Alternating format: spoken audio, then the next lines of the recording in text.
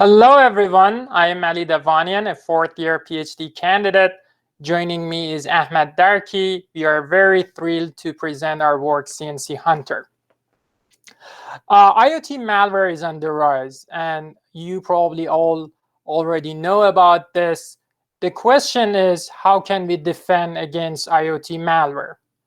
And a key piece of the puzzle here is the command and control server, or the CnC.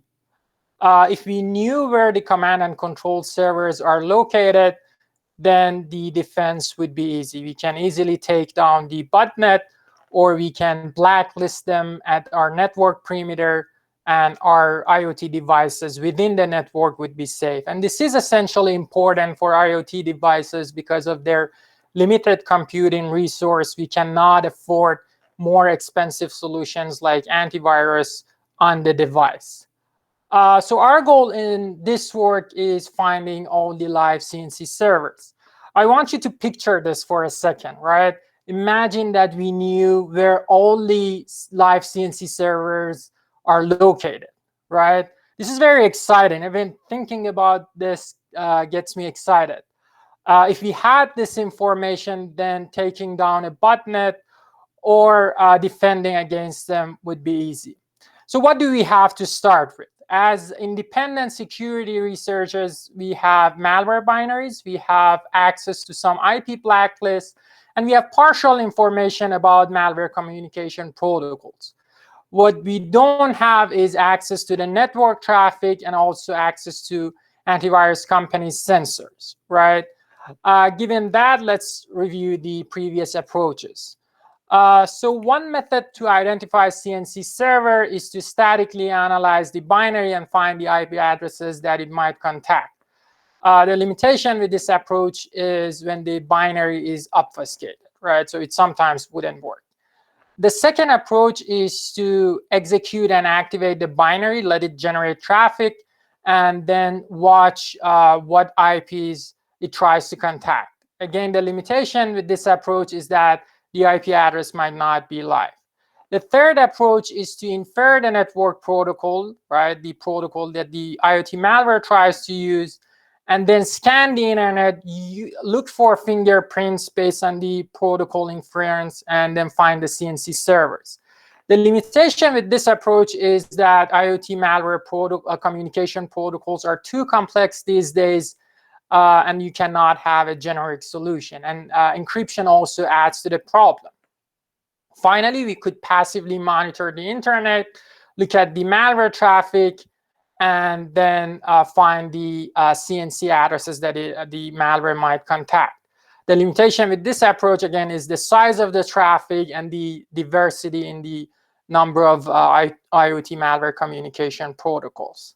So what do we propose? We propose CnCHunter, and our solution is a novel solution that allows you to do the probing and CnC discovering using the real malware, right? So for the probing, we don't want to understand the communication protocol, but we want to use the real malware to communicate with the potential addresses that we might think are hosting CnC servers, right?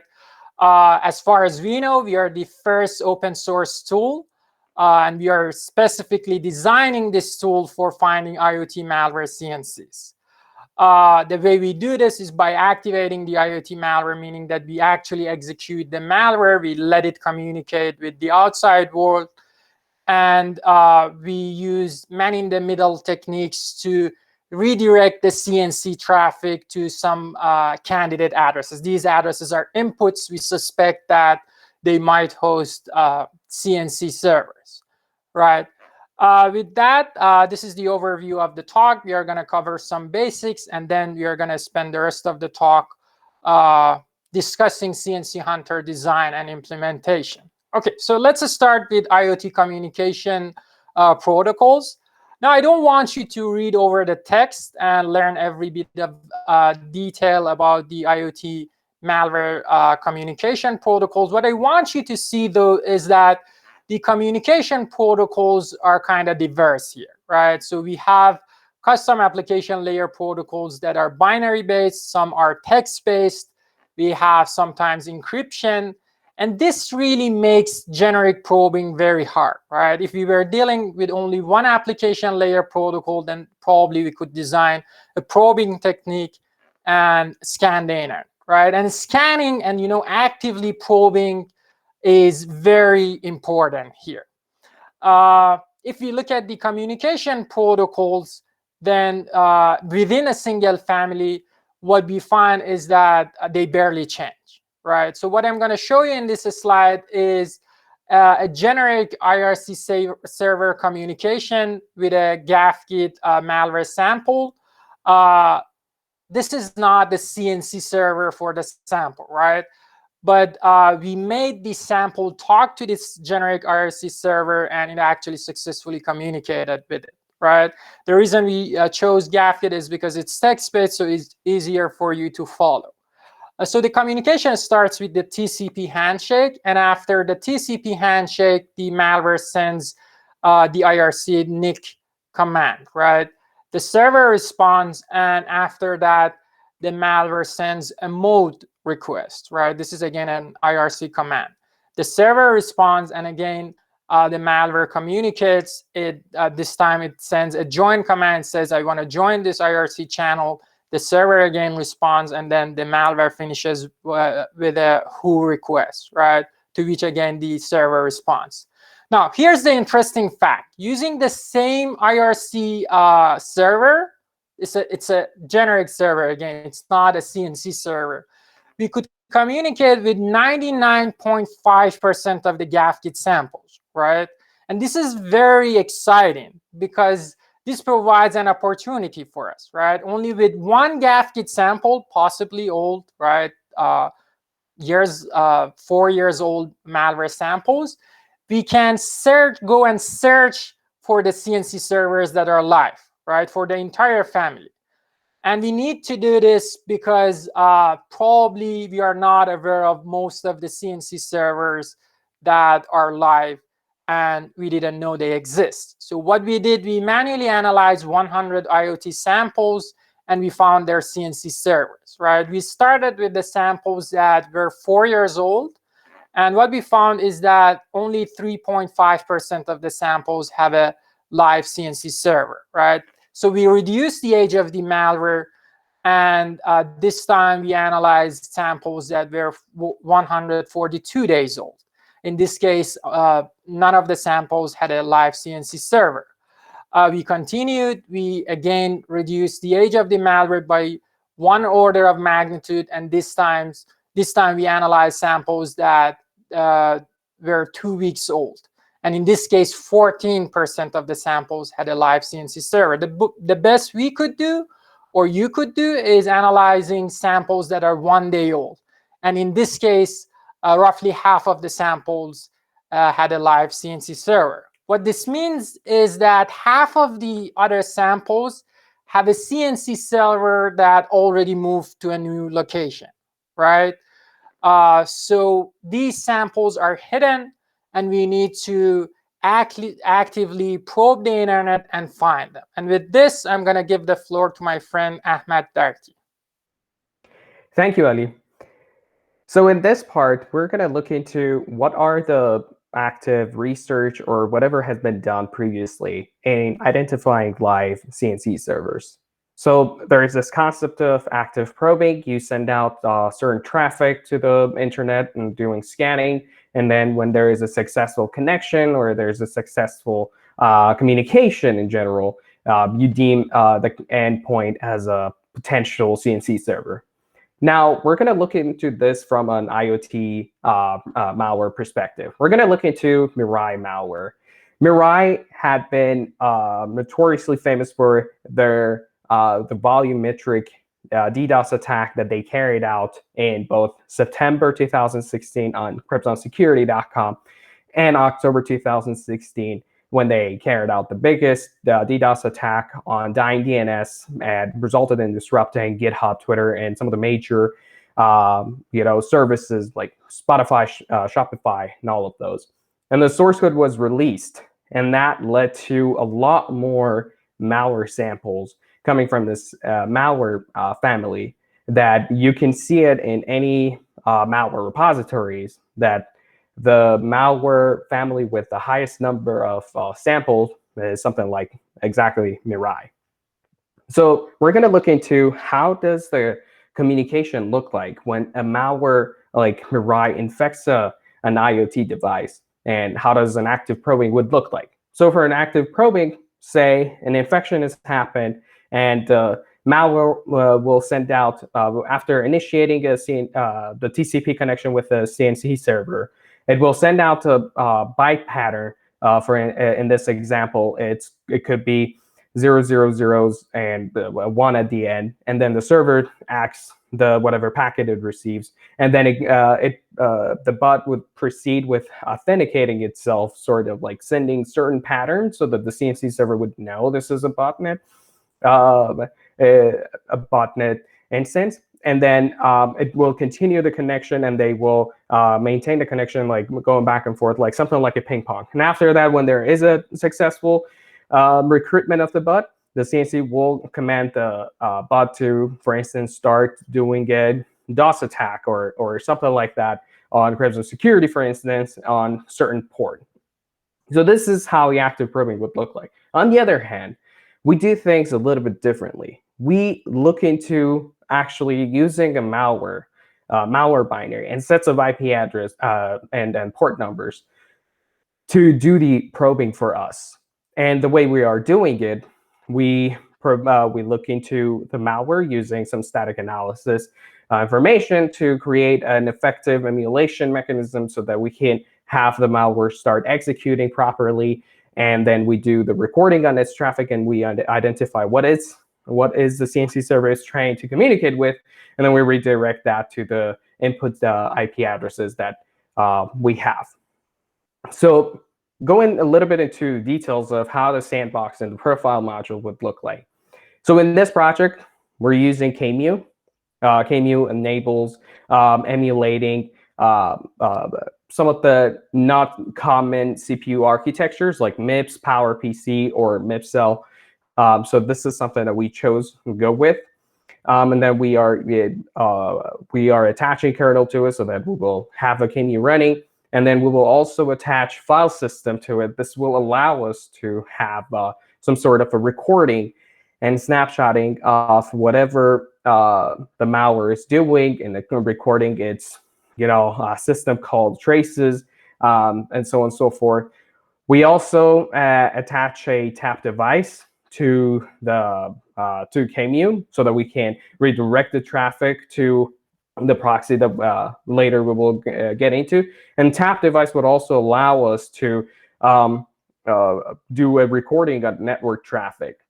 And later we will, what we call it, implanting the malware into the emulation so that we can realistically execute the malware, collect its and then record its system call traces, and have everything collected, like execution is entirely collected via the profiler, which will later on will be fed into other parts of the CnCHunter.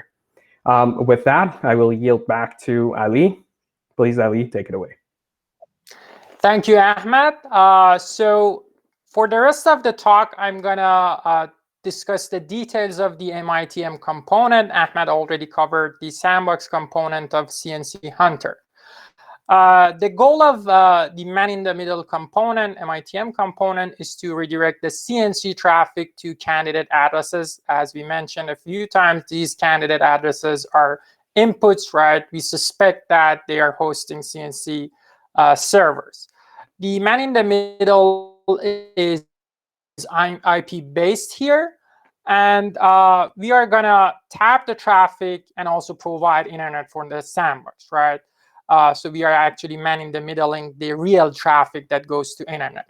All right, so let's start with the design alternatives that we have for placing the MITM module, right? Where should we place this MITM module? We have the sandbox module, right? The malware executes there. We also have the network perimeter, and that, as I said, proxies the traffic to the internet, right? Zooming in, the sandbox component, there are different parts. There's the QEMU component that runs an operating system with the malware. Then malware executes in the user space, and for every network request, it sends the request to the network driver, which resides in the OS kernel. And this network driver closely communicates with the sandbox driver handler, right? Three of the design alternatives that we have would be placing the MITM module at this sandbox component, different parts of the sandbox component. They suffer all from the same problem. And the problem is that if we wanted to go for a solution like this, we had to provide an implementation for every different implementation that there is for the layer. For instance, different operating systems. On the other hand, we can place the MITM module at the network perimeter, and this is our choice. It doesn't have the previous problems. Great. So we would place the MITM module at the network perimeter, and our goal is to replace the original CnC address that the malware tries to communicate with a candidate address, right? And this candidate address is an input. So if we were to write the rule for IP tables, it would look like this, right? We would simply tell IP tables to replace the original IP address with the input IP address that we want, right? However, this wouldn't work, right?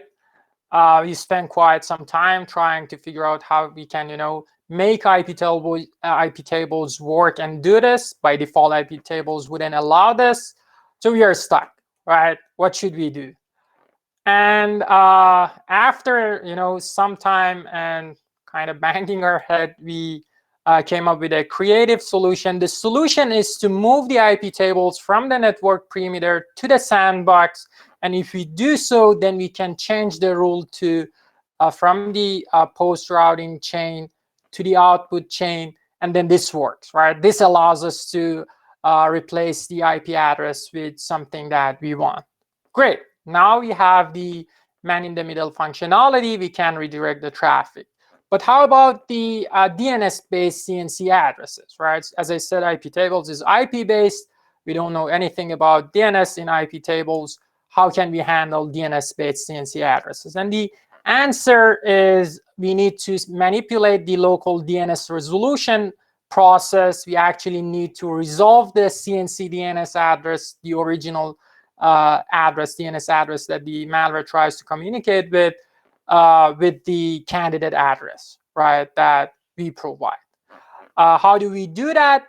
So it turns out there's we tried different things. The clean and easy solution is to change the host file on the guest operating system and add a line that says in the host file that says resolve this DNS address to the candidate IP address. Again, the candidate IP address is suspected to host the CnC server. Great. Okay, so we have the MITM functionality. The next question is what traffic should be redirected, right? Probably you know it by now, only the traffic to the CnC. But is it the only traffic that the malware generates? The answer is no, right? So there are other types of traffic that the malware would generate. There's the traffic for scanning. The malware goes and scans different ports to find vulnerable hosts and infect them as well. There's the background traffic that comes from the virtual machine. And every now and then some malware generates random traffic to, for instance, Google or other addresses. So finding which traffic is to the CnC is actually not trivial. Here you can see a snapshot of the Mirai traffic. This is just a portion of the traffic that Mirai generates. Where is the CnC address in this traffic? And what we are going to do, we are going to start from some observations, right? Some observations that we have about the CnC traffic, CnC address. So the logic here is that the CnC address is going to be contacted quite frequently by the malware. And the port that the CnC address has, right, the CnC server has, is kind of unique. Now, if we take all the ports that the malware tries to communicate with, the one that belongs to the CnC server is kind of unique. There are the details. I'm not going to cover them now. But let's go to the, the main part, that is the frequency of the connection to the CnC address and the port. So what we are going to use is the PyShark for the traffic analysis, and we would have an algorithm that helps us identify the CnC address. So what we are going to do, we are going to assign a score to each IP address in the malware traffic, and the score is based on the observations that I just mentioned, right? We know that the score is proportionally related to the connection frequency, and it's inversely proportional to the port frequency, right? So we can write this simple formula that the score is connection frequency over port frequency times a coefficient, right? And the CnC address is the one that has the highest score, right? Great. So now we have this formula. How do we calculate connection frequency and port frequency? We have two data structures. We store the connection frequency and port frequency in these data structures. So the first data structure stores the data about the connection frequency. We would have the IP port pairs and also the DNS addresses that the malware tries to communicate with. For each of these addresses, we keep track of the number of times that the RST flag, the SYN flag, and the ACK flag were on, and also the number of times that the DNS address could not be found, right? This gives us the connection frequency. For the port frequency, we have another hash table. It maps port numbers to the number of times that they were seen in the malware traffic, right? Using these two parameters, we can calculate the score for each address and find the one that has the higher score. That one is the CnC. There are other details based on other observations that I mentioned. I'm not covering them here, but our source code is open source, so you can go check it out. We have the port filtering and the reputation filtering functionalities. OK, great. So now CnCHunter can redirect the CnC traffic to some candidate addresses, right? But which of these candidate addresses is a CnC, right? Again, this is not a trivial problem because not only the CnC server would communicate back, right, would respond to our request. As a matter of fact, every address that is live, every IP address that is live, listens to our target port and is not filtered, will respond, right? So which one is the CnC server? The criteria that I just mentioned could be simply filtered based on the TCP communication, the TCP layer. If there's a response, of course, we can see that the IP address is live. Listens, we can check whether the TCP handshake is successful. And for being not filtered, we can check the RST flag. But are these enough? No, right? For instance, in this example, we have two addresses that listen on port 443, right? The first one is a CnC server, but the second one happens to randomly, listen on the port that we are interested in, 443. And in this case, probably it's a HTTPS web server, but anyway, it would respond to our request, right? So how can we distinguish the first one from the second one? We are only interested in the first address, right? What we found, what we observed, is that the CnCs respond with significantly lower number of times that the SYN flag is set, right? And in order to understand this, think about the human communication, right? If two individuals are chatting and they don't understand each other, what would they do, right? They restart, they repeat themselves. And the way that this pattern appears in network communication is by resetting the SYN flag, right? Setting it again and sending the packet out. So we are finding the communications with lower number of times that the SYN flag is on. The way we do that is by doing outlier detection based on a standard deviation. It's a very simple formula. We just calculate the standard deviation and we find those that are on the lower band. Okay. We evaluated CnCHunter on a set of 100 samples. We evaluated the CnC finding functionality. We could activate 90% of the samples that we analyzed. And out of this, we could achieve a precision of 92%, right? This is pretty much very accurate, right? And I'm glad to say that 18% of the live CnC servers that we found were exclusively found by us, right? The other 82% also VirusTotal reports as malicious, but these 18% were only found by us. If you check them on VirusTotal, they are not reported malicious. Okay, great. So I'm going to start the demos now. We are going to have two demos. The first demo is for finding the CnC server of the sample, right? So we provide an IoT malware binary. We know nothing about this malware binary, right? We don't know the architecture. We don't know the malware family. We don't know anything about the traffic that it generates, the ports that it tries to scan and then exploit, nothing. And we don't provide any configuration for CnCHunter. We just run this script and it reports the CnC server. For the second demo, we go one step further. And what we do is provide some IP addresses that we suspect are hosting a CnC server. And we are using old samples. We are using 4 years old GAFKit samples. We expect these GAFKit samples to communicate with the addresses that are hosting a CnC server, right? And this is very exciting, right?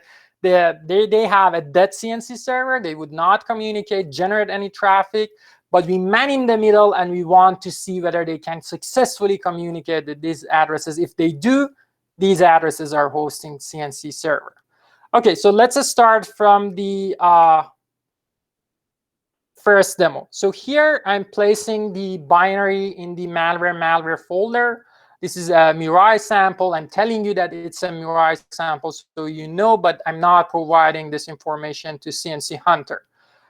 The command is just running this script, run.py. I'm using the -p option. This is for filtering the ports that we are not interested in, right? I'm just showing you that we have this option, but even without providing these options, CnCHunter is able to find the CnC address for you, right? So what CnCHunter does is executing the malware and analyzing the traffic that it generates. So let's take a look at the traffic that is generated. I'm going to fire Wireshark and take a look at the PCAP traffic that is generated. This is the traffic that the Mirai malware generates, right? And as you can see by yourself, there are lots of IP addresses, right? These are the scanning activities that the malware has. Where is the CnC communication? The analysis is going to take time. By default, we spend 5 minutes, but here I'm going to fast forward. Boom, we found the CnC address. And here in this case, it's a DNS-based address. It's a live CnC server, because the malware was recent. And we are going to check the DNS address in VirusTotal. And the VirusTotal reports that it's not malicious, right? We are aware that this is not like the ultimate oracle, but we are just saying that this is what we see on VirusTotal. All right. The address is also reported in a CSV format. This is very useful if you have, a bunch of binaries, not only one. You can see the report at the end in the cncs.csv file. We also have an analysis folder under the result directory with the name of the malware. And there you have the PCAP traffic and also the system call trace for the malware execution. I'm going to move to the second demo now. And in this demo, as I mentioned, we are using the man-in-the-middle functionality, right? So in addition to the malware that we provide, these are the malware that we use for the MITM attack. These are 2 4-year-old GAFKit samples. And we are also providing an IP address. In practice, it would be a range, but since we don't have enough time, I'm going to just show you the communication with the candidate address that is hosting the CnC server. Again, the analysis starts by finding the CnC address of these two samples. It's going to take time, but here we are going to fast forward. Boom, we found the CnC address of these samples.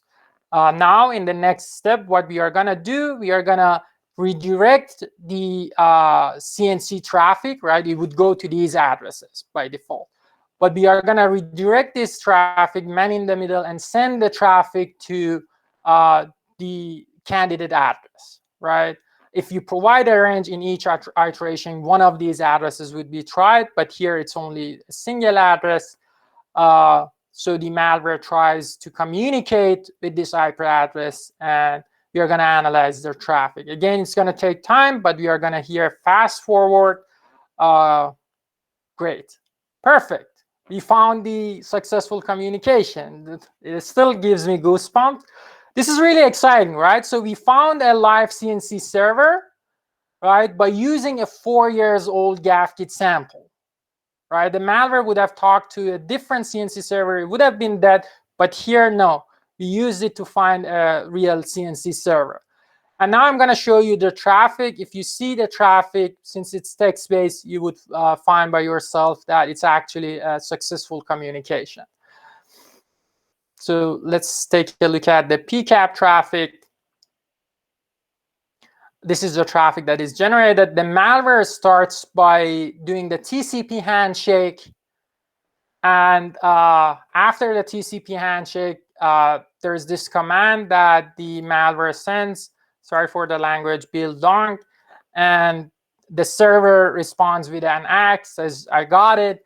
And then here's the interesting part. The server sends the ping command, right, to the malware, and the malware responds with the pong.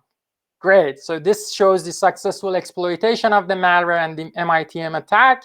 And with that, we actually found a live CnC server using 4-year-old GAFKit samples. This is very exciting. Okay, so this is the demo that we had. We would be really happy to collaborate if you're interested in.